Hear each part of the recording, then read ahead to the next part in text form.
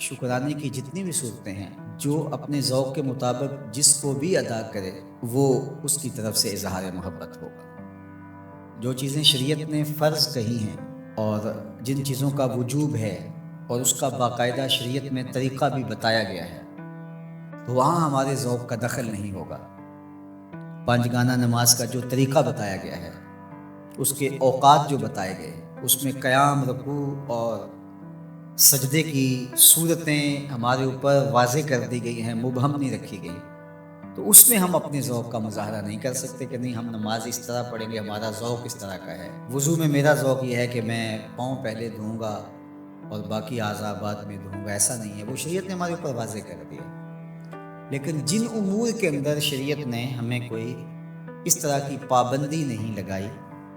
کسی امر کا مطلق حکم دیا ہے، تو اس میں پھر ہم اختیار رکھتے ہیں۔ جس طرح حضور علیہ السلام پر درود پڑھنے کا حکم دیا گیا ہے، سلام پیش کرنے کا حکم دیا گیا ہے، تو اس میں آپ جس طرح بھی حضور علیہ السلام پر درود پڑھیں، جس ہیئت میں بھی درود پڑھیں، کھڑے ہو کے پڑھیں، بیٹھ کے پڑھیں، درود کے کلمات، درود کے الفاظ، اس میں کوئی پابندی شریعت نے نہیں لگائی۔ مطلق حکم ہے صلو علیہ وسلموا تسلیما، درود پڑھو اور سلام پڑھو اور خوب پڑھو، صبح پڑھو، شام پڑھو، دوپہر پڑھو، پچھلے پہر اٹھ کے پڑھو، رات کی تنہائیوں میں، دن کے اجالوں میں، کوئی پابندی نہیں لگائی گئی۔ اب یہاں آپ کو اختیار ملتا ہے، پھر ہر شخص کا اپنا ذوق ہے۔ کوئی تنہائی میں بیٹھ کے درود پڑھتا ہے اور کوئی اجتماعی طور پہ درود پڑھتا ہے، کوئی بچوں میں بیٹھ کے درود کی مجلس سجا لیتا ہے، تو یہ آپ کا اختیار ہے۔ اسی طرح فَلْيَفْرَحُوا، کہ خوشی کا اظہار کرو، تو اس میں آپ کا اختیار ہے۔ آپ 12 ربیع الاول کے دن صدقہ و خیرات کیے جا رہے ہیں، 12 کو نہیں کرتے، 13 کو کرتے ہیں، 11 کو کرتے ہیں، 8 کو کرتے ہیں،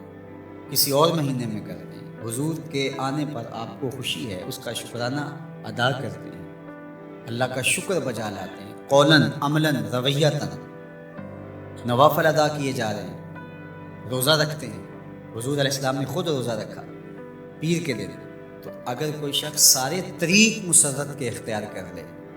خوشیوں کے سارے رنگ اختیار کر لے، تو اس میں کیا حرج ہے کہ وہ روزہ بھی رکھے،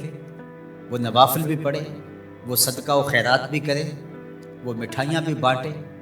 چہرے پر بشاشت کا، فرحت کا، انبساط و کیف و سرور کا اظہار بھی ہو، لبوں پر اللہ کی تقدیس کے ترانے بھی ہوں، محبوب کی نعتیں بھی ہوں، اور ذکر مصطفیٰ کا نور ماحول میں پھیل جائے، اور وہ اللہ کا شکر بجا لا رہا ہو اور اس کا رواں رواں بول رہا ہو کہ مجھے حضور کے آنے پہ مسرت ہے، خوشی ہے، تو یہ سارے طریق بھی اختیار کیے جا سکتے ہیں۔ ہر شخص کی اپنی کیفیت ہے۔ میں نے کہا اس پہ خام خواہ اتنی ضد بھی نہیں کرنی چاہیے کہ جو میرا ذوق ہے ہر شخص کو ذوق کے مطابق ہی آنا پڑے گا، یہ نہیں ہے۔ جس کا جو ذوق ہے اس ذوق میں وہ اپنی محبت کا اظہار کر سکتا ہے، چونکہ اس میں کشادگی دی گئی ہے، اس میں فرحت کے اظہار کا مختلف انداز ہو سکتا ہے، اور ماضی کے اندر بھی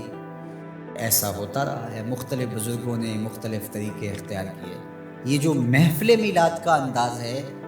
یہ فرحت کا اظہار بھی ہے اور تبلیغ کا ذریعہ بھی ہے۔ علماء نے اس کو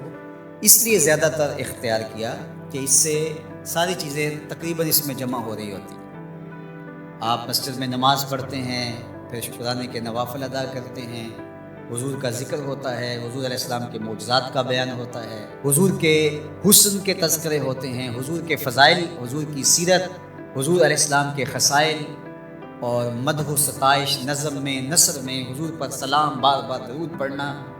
اور حضور کے لائے ہوئے دین کی اہمیت لوگوں کے سامنے رکھنا اور دین کو اختیار کرنے کی تلقین کرنا، یہ سب کچھ محفل میلاد میں ہوتا ہے۔ بعد میں پھر مٹھائیاں، تبرک، یا شروع میں کھانا یا بعد میں کھانا، وہ بھی شامل ہو جاتا ہے۔ تو یہ ساری خوشیوں کا اور اظہار کے جتنے بھی سلیقے اور طریقے ہیں ان کا ایک مجموعہ ہے، تو اس کو محفل میلاد کہہ دیتے ہیں۔ اگر اس میں کوئی ایسی چیز نہ ہو جو شریعت کے مزاج سے متصادم ہو تو اس پر کسی کو بھی میرا خیال اعتراض نہیں ہونا چاہیے۔ تو اس لیے میں آپ کو کہوں گا کہ آپ اپنے گھروں میں ہر پیر کا معمول بنا لیں، پیر کو روزہ رکھیں، بچوں کو بھی روزہ رکھوائیں. جو شوگر کے مریض ہیں میں ان کو زور نہیں دیتا, باقی جن سے ممکن ہو تو وہ ضرور پیر کا روزہ رکھیں, آپ اس سے صحت بھی پائیں گے. آج بھی مدینہ المنورہ میں لوگ کثرت کے ساتھ پیر شریف کا روزہ رکھتے ہیں. یہ معمول بنا لیں, اور افطار کے وقت جو آپ دسترخوان بچھائیں اس میں اپنے بچوں کو بھی اپنے ساتھ بٹھائیں اور حضور علیہ السلام پر درود پڑھیں. حضور کی سیرت کا کوئی ایک واقعہ سنا دیں, حضور کا کوئی ایک معجزہ ان کے سامنے رکھ دیں, آقا کریم علیہ الصلوۃ والسلام کے حسن کا قصیدہ ان کے سامنے پڑھ دیں, کسی عضو بدن کی خوبصورتی اور شمائل کا تذکرہ ان کے سامنے رکھیں, اور پھر نتیجہ آپ دیکھنا. اس کے بعد دعا کر کے افطار کر لیں, کھانا کھا لیں,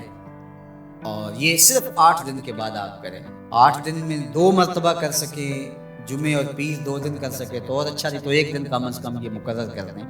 اگر کسی وجہ سے آپ پیر کے دن نہیں کر سکتے, کوئی اور دن مقرر کر دیں. یہ سارے